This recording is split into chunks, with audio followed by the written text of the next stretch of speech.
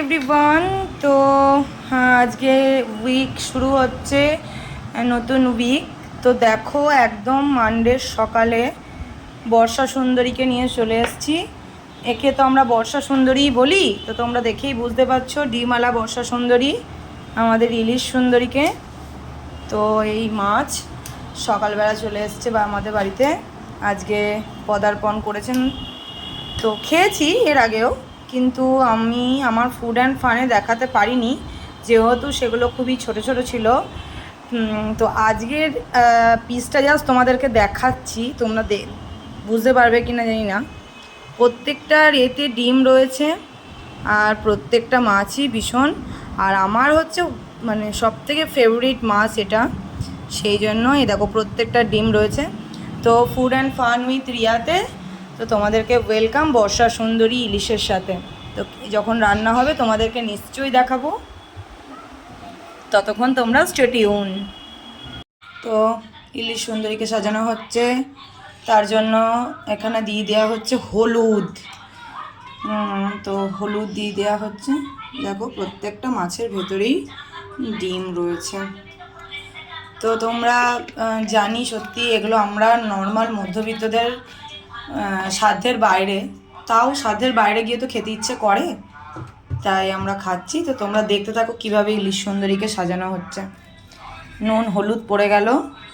তো তোমাদেরকে দেখালাম যে আমাদের এই যে বর্ষা সুন্দরীকে, ইলিশকে, তো আজকের বর্ষা সুন্দরী তো খুবই স্পেশাল।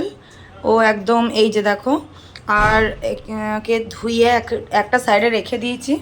এরপরে তোমাদেরকে যেটা দেখাচ্ছি, তোমরা হয়তো ফট করে নারকেলটা দেখে ভাববে যে নারকেল দিয়ে আবার কি হবে। নারকেল না, দেখো তোমরা এখানে দেখতে পাবে সর্ষে পোস্তটা এটার সাথে মিশে গেছে, অনেকটাই সর্ষে পোস্ত দেওয়া আছে, কাঁচা লঙ্কা দেওয়া আছে। নারকেলের ব্যাপারটা বলে দিই, আমার শ্বশুরবাড়িতে নারকেল দেওয়া হয়, মানে নারকেল দিয়ে করে, কিন্তু আমার বাপের বাড়িতে নারকেলটা দেওয়া হয় না। অনেকে নারকেল দিয়ে কেউই করে না, কিন্তু এখানে দেখেছি টেস্ট হয়, নারকেল দিলেও টেস্ট হয়। নারকেলটাকেও পেস্ট করা হবে এটার সাথে, সর্ষে পোস্ত কাঁচা লঙ্কা নারকেল একসাথে পেস্ট করব। চলো পেস্টটা করার পরে কি করছি না করছি তোমাদেরকে দেখাবো।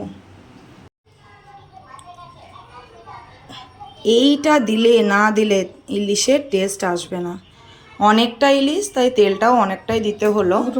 তো এখানে হচ্ছে গিয়ে অনেকটাই তেল দিয়ে, কাঁচা তেল কাঁচা ইলিশের সাথে এইবার এই যে মাখানো প্রসেসটা শুরু হয়ে গেছে, এটাকে মাখানো হচ্ছে।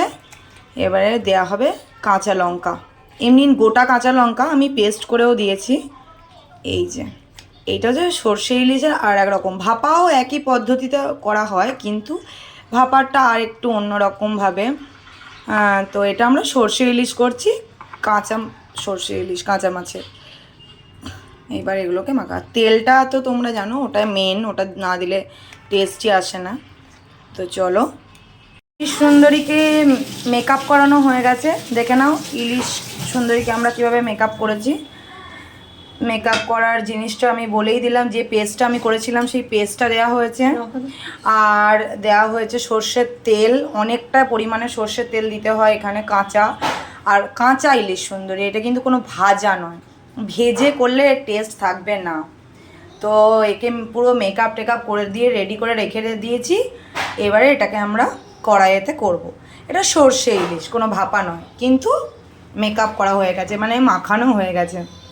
এই দেখো তোমরা দেখতেও পারছো, সর্ষের তেল টেল দিয়ে একদম কাঁচা লঙ্কা দিয়ে সব কিছু দিয়ে। চলো